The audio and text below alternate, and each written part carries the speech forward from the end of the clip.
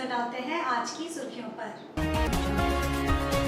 समय construction private limited company में विवाद, कंपनी के प्रोपराइटर को किया गया पदमुक्त। भिलाई पहाड़ी गांव निवासी के इलाज के क्रम में अवध डेंटल कॉलेज में बरती गई लापरवाही को लेकर कॉलेज परिसर में किया गया धरना प्रदर्शन। दलवा में केपीएस स्कूल के बच्चों ने ट्रैकिंग के साथ किया सफाई अभियान। खबरें अब विस्तार से। जमशेदपुर के काफीपुरा में बिल्डर समय कंस्ट्रक्शन प्राइवेट लिमिटेड कंपनी में विवाद शुरू हो गया है। कंपनी के प्रोपराइटर राजेश कुमार सिंह को घोटाला उजागर करना काफी महंगा पड़ा। कंपनी के बाकी 3 पार्टनर ने इन्हें डायरेक्टर पद से मुक्त कर दिया है। हालांकि राजेश सिंह ने प्रेस कॉन्फ्रेंस कर अपने पार्टनर अनूप रंजन सहित अन्य 2 पर धोखाधड़ी से डायरेक्टरशिप से हटाने का आरोप लगाया है। कहा है कि ये लोग पहले कंपनी का पैसा हड़प रहे थे, इसका इन्होंने विरोध किया और बैंक अकाउंट में सभी डायरेक्टर के साइन का हवाला देते हुए बैंक को लेटर जारी कर दिया। उसके बाद अनूप रंजन और अन्य 2 डायरेक्टर राजेश सिंह के खिलाफ हो गए। हालांकि राजेश सिंह ने इस मामले को national company law tribunal court में मामला दायर किया है। एनसीएलटी कोर्ट ने राजेश सिंह के पक्ष में फैसला सुनाते हुए अगले आदेश तक कंपनी में किसी प्रकार के छेड़छाड़ पर रोक लगाई है, लेकिन उसके बावजूद भी अन्य 3 डायरेक्टर ने इन्हें पद से मुक्त कर दिया है। उधर राजेश सिंह ने इस मामले में न्यायालय की शरण में जाने और 50 करोड़ रुपए का मानहानि का मुकदमा करने की बात की। समय कंस्ट्रक्शन प्राइवेट लिमिटेड 2003 में स्टार्ट की गई।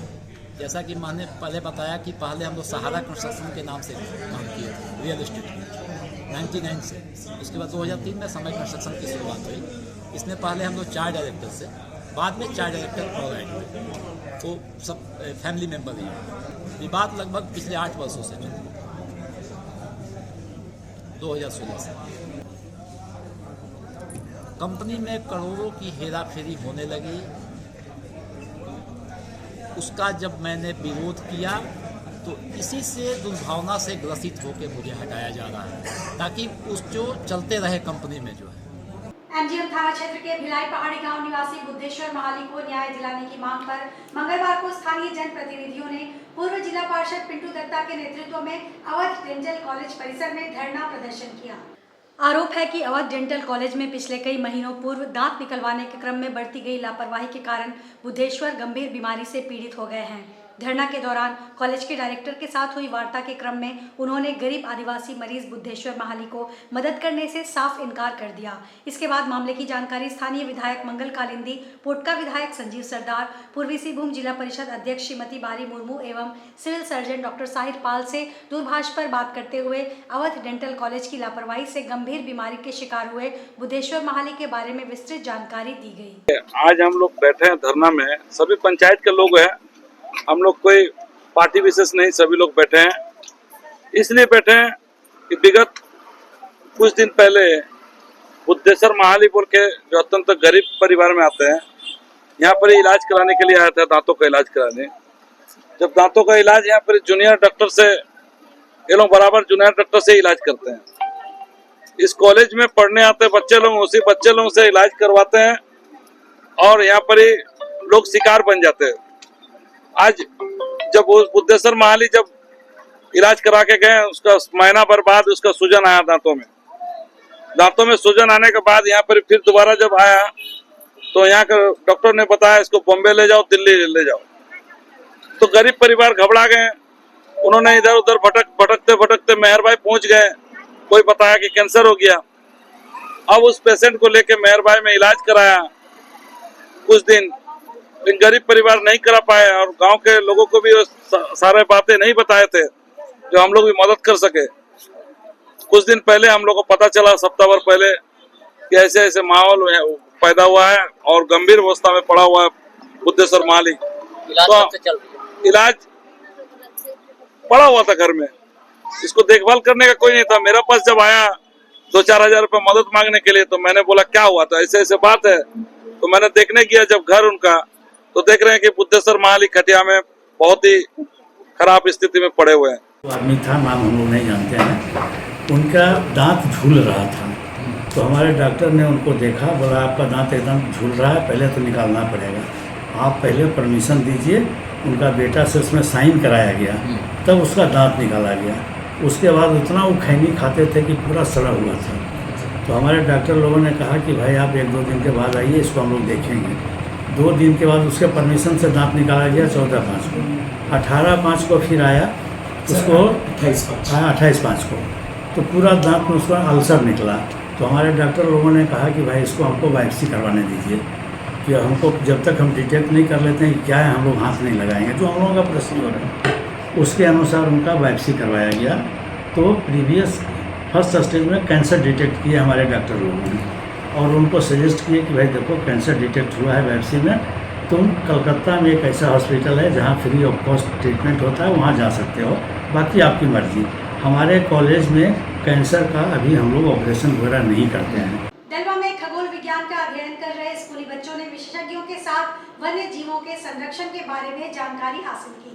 पक्षियों की प्रजाति और उनके रहन सहन के बारे में भी जानने का प्रयास किया। बच्चों ने सफारी और वन जीवों की ट्रैकिंग भी की। उनके साथ वन विभाग की टीम भी सक्रिय थी, जो बच्चों का मार्गदर्शन करती रही।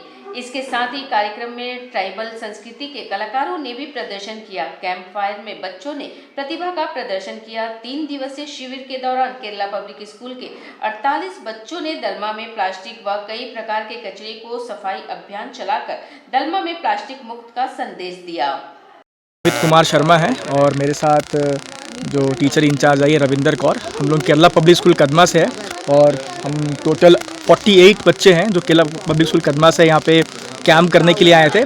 हम 3 दिन से यहीं पे हैं। कल हम सफारी से यहाँ पे आए थे घूमने के लिए, तो हम लोगों ने देखा कि यहाँ पे इतना कचरा पड़ा हुआ है, तो फिर हम लोग को ये देख करके अच्छा नहीं लगा, क्योंकि हम पहले भी यहाँ आ चुके हैं, तो पहले इतना गंदा हम लोग नहीं देखते थे। बिल्कुल समझ में आ रहा है कि ये जो शिवरात्रि थी उसके वजह से इतना कचरा हुआ है। तो कल ही हम लोगों ने प्लान बनाया है, डीएफओ साहब से भी बात किया कि हम लोग इसको क्लीन करना चाहते हैं। उन्होंने पूरा सपोर्ट किया, हमें ये गार्बेज अलॉट कराया, ग्लव्स दिया, मास्क दिया, और हम लोग को पूरा सपोर्ट किया कि आप लोग जा करके इसको क्लीन करिए। भारत आदिवासी पार्टी द्वारा आज उपायुक्त कार्यालय के समक्ष 1 दिवसीय धरना दिया गया। पार्टी के महासचिव कृष्ण हंसदा ने बताया कि हमारी 3 मांगे हैं। पहली मांग यह है कि पेशा कानून तैयार हो गया है, उसे लागू किया जाए। दूसरी मांग टाटा स्टील ने 2022-23 में जो आदिवासियों को ट्रेंड ऑपरेटर्स के द्वारा लिया है उसे टाटा स्टील कंपनी में ही रखा जाए। और तीसरी मांग है कि डिमना बांध में जो विस्थापित आदिवासी हैं उन्हें न जमीन दी गई है न मुआवजा दिया गया है, उसका हल निकाला जाए। नहीं तो अभी हम लोग राज्यपाल को ज्ञापन दे रहे हैं, बाद में लेबर कमिश्नर के यहाँ धरना देंगे। तभी भी बात नहीं बनी तो फिर न्यायपालिका का सहारा लेंगे। हम लोग आज भारत आदिवासी पार्टी पूर्वी सिंहभूम जिला कमेटी की ओर से आज उपायुक्त कार्यालय पूर्वी सिंहभूम के समक्ष 1 दिवसीय 3 मांगों को लेकर हम लोग बैठे हैं। पहला मांग ये है कि झारखंड में पेशा नियमावली बन के तैयार है, लेकिन झारखंड सरकार आदिवासियों को यह नियम नहीं लागू कर रहा है आदिवासी के ऊपर, और इसके लिए हम लोग यह विरोध करते हैं कि सरकार अविलंब इसको लागू कराए, अन्यथा हम लोग गांव में इसके खिलाफ में आंदोलन चलाएंगे। साई सेवा संघ के बैनर तले शहर के 47 महिला पुरुष श्रद्धालुओं को शिरडी के लिए रवाना किया गया। पिछले 10 वर्षों से यह सेवा निरंतर जारी है। लोगों की आस्था को देखते हुए जुगसलाई विधानसभा क्षेत्र के विधायक मंगल कालिंदी व पोटका विधायक संजीव सरदार के दिशा निर्देश में साई सेवा संघ अपने सामाजिक दायित्वों का पिछले 10 वर्षों से निर्वाहन करते हुए लगातार शहर के कोने कोने से श्रद्धालुओं को संघ के खर्चे पर शिरडी भेज रहा है। इसी कड़ी में सोमवार देर रात शहर के 47 महिला पुरुष श्रद्धालु के जत्थे को अंग वस्त्र उड़ाकर आजाद हिंद एक्सप्रेस से शिरडी के लिए रवाना किया गया। साई सेवा संघ के प्रमुख रंजीत साहू द्वारा सभी भक्तों को किसी तरह की परेशानी ना हो, इसे ध्यान में रखकर सारी व्यवस्था की गई। रंजीत साहू ने जानकारी देते हुए बताया कि पिछले 10 वर्षों से यह सेवा जारी है। 47 लोगों का जत्था 5 से 6 दिनों में दर्शन कर शहर लौटेंगे। उन्होंने सभी की सफल यात्रा के लिए मंगल कामना की, साथ ही बताया कि यह सेवा निरंतर जारी रहेगी। ये जत्था हमारे माननीय विधायक जुगसलाई के माननीय विधायक श्री मंगल कालिंदी जी और पोटका के माननीय विधायक श्री संजीव सरदार जी के द्वारा भेजा जा रहा, और ये जत्था 47 आदमी का जा रहा। हमको लगता है कि ये निरंतर सेवा हम लोग 10 साल से कर रहे हैं, और साईं बाबा का आशीर्वाद से आगे भी ये जारी रहेगा। सरायकेला आत्मा परियोजना के सहायक निदेशक विजय कुमार सिंह ने आत्मा परियोजना के निदेशक का प्रभार ग्रहण किया है। विभाग के निर्देशानुसार उन्होंने निवर्तमान आत्मा परियोजना के निदेशक संजय कुमार सिंह से प्रभार लिया। संजय कुमार सिंह अब रिटायर्ड हो चुके हैं। सोमवार को आत्मा परियोजना कार्यालय के सभागार में प्रभार लेने के पश्चात विजय कुमार सिंह का सभी कार्यालय कर्मियों ने स्वागत किया। मौके पर विजय कुमार सिंह ने सभी कार्यालय कर्मियों से कहा कि बेहतर समन्वय स्थापित कर कृषि एवं किसानों से जुड़े विभाग योजनाओं को धरातल पर लाने के लिए कार्य करें। उन्होंने कहा कि जिले में किसानों को बढ़ावा देने के लिए भारत सरकार एवं राज्य सरकार की कई योजनाएं संचालित होती है। उक्त योजनाओं में 100% कार्य किए जाएंगे और अधिक से अधिक किसानों को लाभ पहुंचाया जाएगा। उन्होंने कहा कि नए किसानों को कृषि के क्षेत्र में मोटिवेट किया जाएगा और वैसे किसान जो कृषि छोड़कर अन्य क्षेत्र में प्रवेश कर रहे हैं उन्हें भी पुनः कृषि के क्षेत्र में जोड़ने के लिए प्रयास किया जाएगा। परियोजना निदेशक आत्मा का पदभार ग्रहण किया हूं और इस जिले में जो हमारी प्राथमिकता है और जो आत्मा का मुख्य कार्य है, कृषकों के बीच कृषि की नवीनतम तकनीकी एवं जो योजनाएं हैं सरकार की, चाहे वो भारत सरकार की हो या राज्य सरकार की कृषि से संबंधित, उनको किसानों तक पहुंचाना हम लोगों का मुख्य उद्देश्य है। साथ ही साथ इस जिले के किसानों को हम लोग यह संदेश भी देना चाहते हैं या ये संदेश देने का प्रयास करेंगे और यह भी सुनिश्चित करेंगे कि लोग खेती बाड़ी से जो विमुख हो रहे हैं उनको किस तरह से हम लोग मुख्य धारा में ला करके खेती बाड़ी से उनको जोड़ें। कदमा में मंगलवार को पूर्व सांसद सुनील महतो की शहादत दिवस को मनाया गया। इस मौके पर झामुमो नेता जुटे। सुनील महतो की पत्नी पूर्व सांसद सुमन महतो भी मौजूद रही। सभी ने बारी बारी से सुनील महतो के चित्र पर माल्यार्पण किया और सुनील महतो को श्रद्धा सुमन अर्पित किया। इस मौके पर झामुमो के नेता महावीर मुर्मू ने कहा कि सुनील महतो एक बड़े नेता थे, वह जनता का खास ख्याल रखते थे। कोई भी अगर उनके पास काम के लिए आता था तो उसके काम का निपटारा जरूर करते थे।